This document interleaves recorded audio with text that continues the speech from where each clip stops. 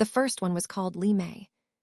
She arrived in Los Angeles in 2018 with one suitcase, a tourist visa, and a heart that had been quietly broken for 12 years. Back in Anan, her husband had taken a second wife, unofficial, of course, but everyone knew. He kept the apartment, the car, the son. Li Mei was given a train ticket and the advice to stop making scenes. In China, they call women like her Shengnu, leftover. In America, no one had a word yet. She found work as a nail tech in Koreatown. The wives who sat in her chair talked freely, about lovers, about lies, about how their husbands were too stupid or too tired to notice. Li Mei listened, painted perfect half-moons on their ring fingers and said almost nothing. But at night she studied. Private investigator forums, dashcam reviews, telephoto lenses on eBay. She learned English from YouTube divorce court videos. The first case came by accident. A regular client, Jennifer from Pasadena, cried so hard the acetone burned her cuticles. Her husband, Daniel, was being drained by a woman half his age who posted gym selfies with the caption, "Living my truth." Jennifer wanted revenge. Li Mei wanted something else. She followed the mistress for 4 days. Photos at 3 a.m. outside a Marriott. Keycard records. A receipt for Plan B signed in loopy handwriting. She put it all in a neat folder and slid it across the manicure table. Jennifer laughed until she couldn't breathe. "How much do I owe you?" Li Mei's voice was soft, almost shy. "Nothing from you. I will speak to Daniel myself." Daniel was 43, tired, and terrified of being alone. When Li Mei laid the photographs on his desk at the engineering firm, he expected a bill. Instead, she made the offer. "Divorce her, take everything you are entitled to, then marry me. 5 years. If we hate each other, we walk away clean. If we do not." She let the silence finish the sentence.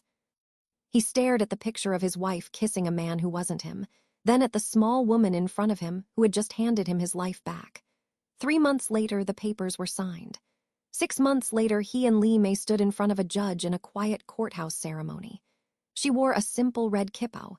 He cried when she promised, for the first time in his life, to honor and respect him. Word spread, the way things do among the lonely and the furious. They called themselves the Left Behind at first. Then someone shortened it to the LBs. Then someone else, half joking, called them the Replacement Wives. The name stuck. They came from everywhere. A software engineer from Shenzhen whose fiancé vanished the night before the wedding banquet. A doctor from Chengdu who discovered her husband had a whole second family in Chongqing. A librarian from Guangzhou whose boyfriend of 9 years said she was too old at 31. America was full of men who felt invisible. China was full of women who had been erased.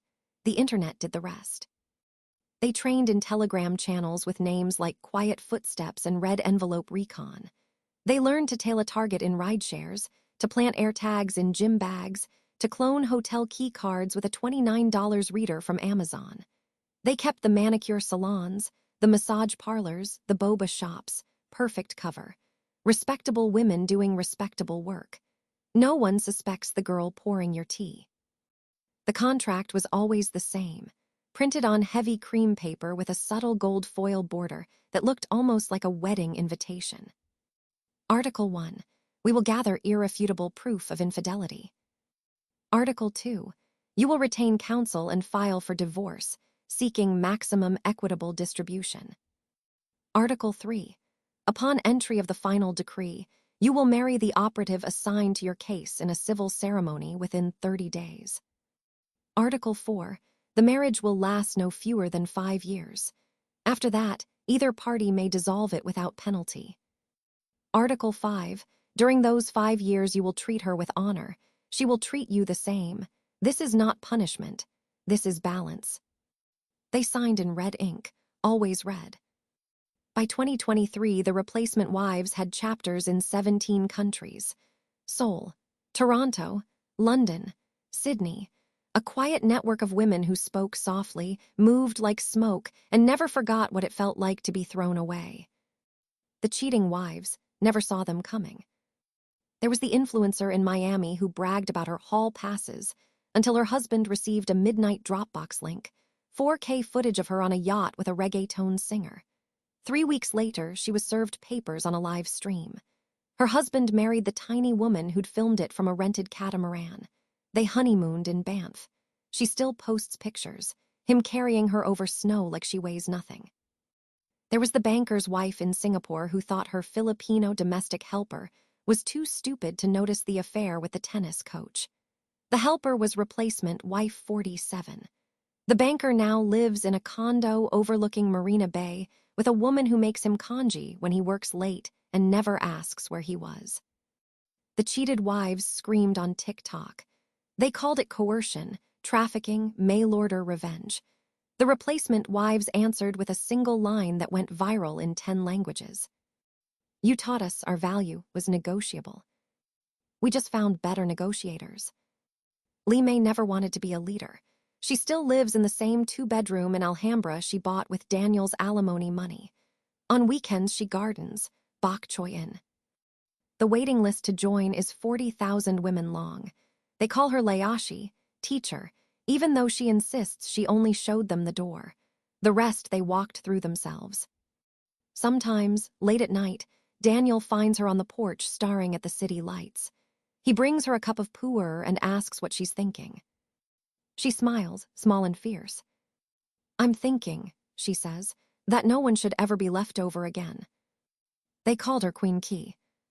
But her government name was Keisha Jackson, born 1997 on the south side of Chicago, raised by a grandmother who still pressed her hair on Sundays and told her, "Baby, a good man is like a parking spot downtown. Somebody else already got it or it's handicapped." Blew up at 22 with a song called Leftovers, a vicious 2-minute drill track about watching married women post thirst traps while their husbands worked doubles. The hook was simple. I ain't mad you got him, sis. I'm mad you don't know what you got. Play with that ring and watch me slide in them DMs. 5-carat proof, then I take your spot. At first, people thought it was just clever wordplay. Then the rumors started. Atlanta, 2021. A stockbroker named Marcus woke up to an airdrop from an unknown phone. 312 photos, 11 videos, time-stamped. His wife of 9 years on a yacht in Miami with a SoundCloud rapper. The last image was a screenshot of a text conversation. Unknown number. Your wife been cheating 14 months. I can prove it. If you leave her, you marry me. 5 years. I will never disrespect you like that. Reply 5. If you want the folder. Marcus typed 5 with shaking thumbs. 3 months later, he was divorced. 6 months later, he married a quiet girl from Chicago named Nia who wore his initial on a thin gold chain and never posted him, because real wives protect the peace. That was the first public case. After that, the blueprint spread like gossip in the beauty shop. Queen Key never told them to do it. She just kept rapping about it 2022. Receipts and red bottoms. 2023, Ring Cam Gospel. 2024, 5-year wife. Platinum in a week, every track was a masterclass. How to clone an iPhone in 12 minutes at the gym. How to scrape location data from a shared family Spotify account. How to smile in a cheating wife's face at brunch while your Apple Watch records her bragging about her work husband. How to slide in the husband's DMs with a single line. I can save you, but it's gonna cost her everything and me 5 years. They called themselves the Gratitude Girls. GGs for short. Never a gang with colors, just quiet black women with ring lights, wigs, and telephoto lenses. A nurse in Houston who worked nights and tailed wives on her off days. A paralegal in Philly who knew exactly which judges hated adultery clauses. A Howard sophomore who wrote her senior thesis on post-infidelity asset reallocation in high-net-worth divorces and got an A+ and 3 husbands referred by her professor. They moved like church ladies with vendettas. The contract was always the same, printed on heavy cream cardstock, gold foil border, red ink signature line. I, the undersigned husband, do swear. If proof is delivered and divorce is granted, I will marry the woman who saved me. 5 years, faithfulness, respect. After that, we decide. But for 5 years, she will never know the loneliness I knew with you. The cheating wives never believed it could happen to them, until it did. There was Candace in Charlotte, Instagram famous, 680K followers, married to an anesthesiologist named Devin. She posted couple goals pics every anniversary, but spent New Year's Eve in a penthouse suite with a married NBA player. The GGs got her in 4K from 3 angles. They told her the day would never come, but on March 17, 2025, the gates of Bedford Hills Correctional Facility rolled open and Mona Rivera walked out at 33 years old with nothing but a plastic bag of letters, 15-year-old letters, a gray corrections hoodie, and a stare that could peel paint. 18 when they locked her up. Life for a double homicide, she never denied. 2 men who thought they could put hands on her little sister. She handled it in an alley behind a bodega in the Bronx, 18 and fearless. The judge called it premeditated depravity. The women on her tier called it Tuesday. Inside, Mona rose fast. She ran with Las Reines Muertas, a Latina prison gang that controlled the SHU yard and the commissary. They had one sacred rule carved into the underside of every picnic table in the rec yard: Cuando salgas, no olvides quien te cubrió la espalda. Cuando salgas, reemplaza la que no supo valorar lo suyo. When you get out, never forget who had your back. When you get out, replace the woman who didn't know what she had. The day Mona walked free, a black Charger with tinted windows was waiting at the bottom of the hill. The driver was a woman Mona knew only as Seven, because she'd done 7 years for slicing a cheating wife's face in a club bathroom. Seven didn't speak. She just handed Mona a burner phone. The screen lit up with a single text from an unsaved number: "Welcome home, Renee. Your first folder is in the glove box. He's ready when you are." Inside was a cream envelope with gold foil edges. Same contract Mona had memorized from the smuggled songs that played on contraband earbuds every night in D Block. Monique Rivera smiled for the first time in 15 years. Case 1, post-release target husband. Isaiah Coleman, 39, real estate developer, Harlem. Target wife, Lauren Coleman, née Lauren St. Patrick, 36, former influencer turned wellness coach, 890K followers. Location: Brooklyn Heights brownstone plus a condo in Miami. She thought Isaiah didn't know about. Isaiah had married Lauren right out of Morehouse Mecca. Built her a brand, paid for the Ringlight Mansion, carried her through 2 mental health breaks that were really rehab for coke. Now she was 36, bored and screwing a 25-year-old personal trainer who called her Mrs. C, while she paid his rent. Mona moved into a safe flat above a beauty salon on Nostrand Avenue run by 2 other ex-Renees. They cut her hair low, dyed it honey blonde, gave her new teeth, new nails, new everything. She looked soft now, approachable. The kind of woman a cheating wife would invite to brunch and never suspect. It took her 9 days. Day 13, became Lauren's new spiritual sister at a $900 cacao ceremony in Soho. Day 4, installed a GPS tracker on Lauren's G-Wagon while pretending to compliment the rims. Day 6, sat 2 tables away at Catch Steak while Lauren let the trainer feed her oysters and film it for content. Day 8, slipped into the Miami condo wearing a maintenance uniform, planted 4 4K cams, left with the SD cards and a bottle of Lauren's $400 face serum as a souvenir. On day 9, she met Isaiah on the stoop of his brownstone at 3:14 a.m. He was sitting there crying in a $10,000 suit because he had just watched the live feed of his wife screaming another man's name.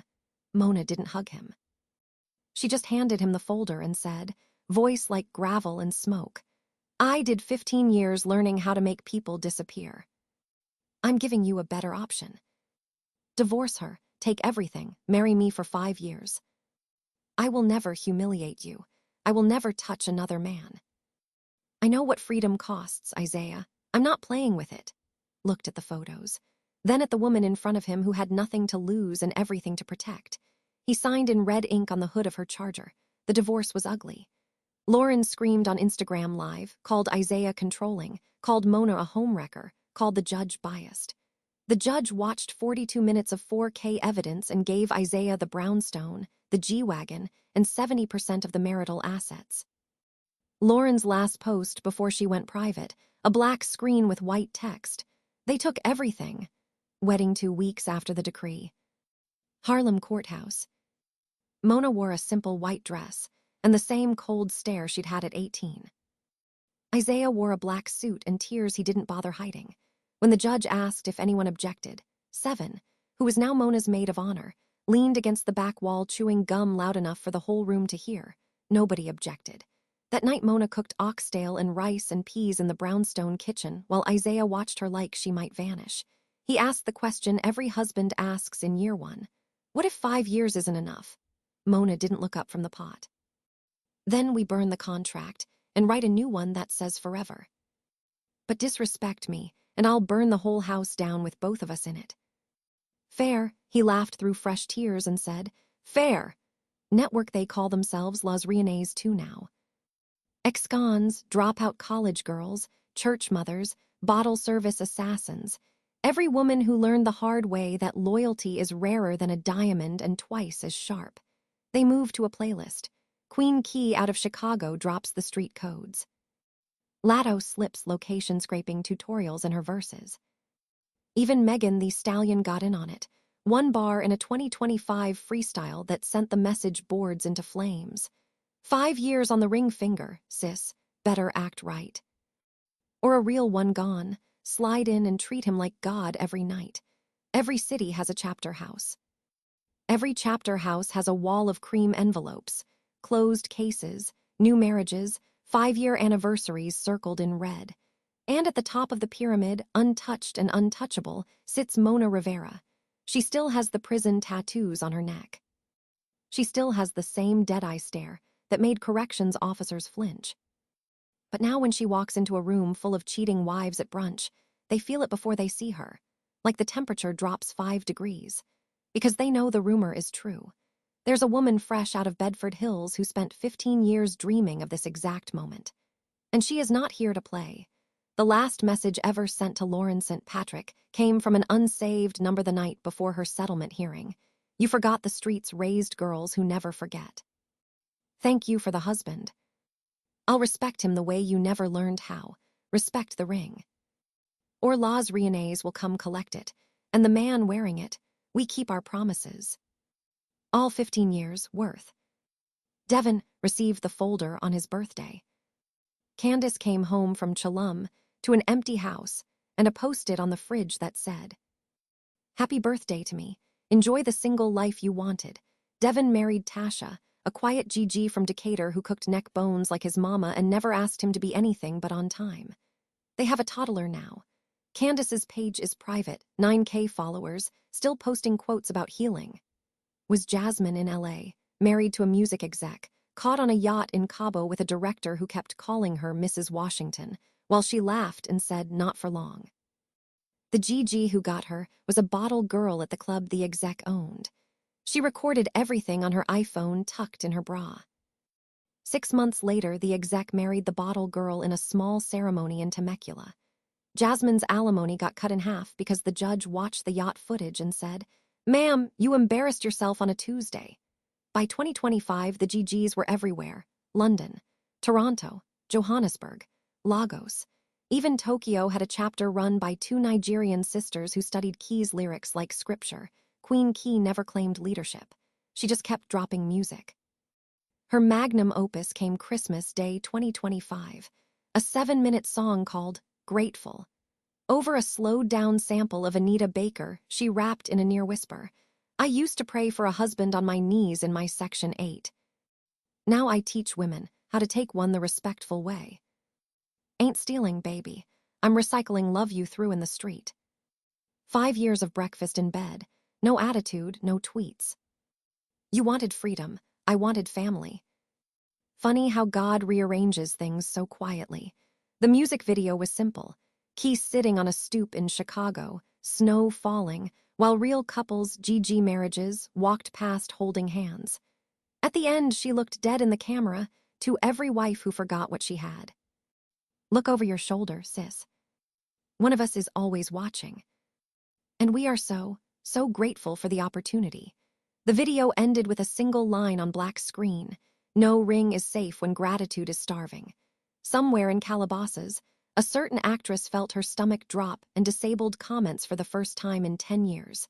Somewhere in Atlanta, a quiet woman named Nia kissed her husband goodbye as he left for work, slipped her ring light into her tote, and smiled. The waitlist hit 200,000 in Queen Key, back on the south side, bought her grandma a new house with cash and told her, "Told you a good man was just a matter of timing."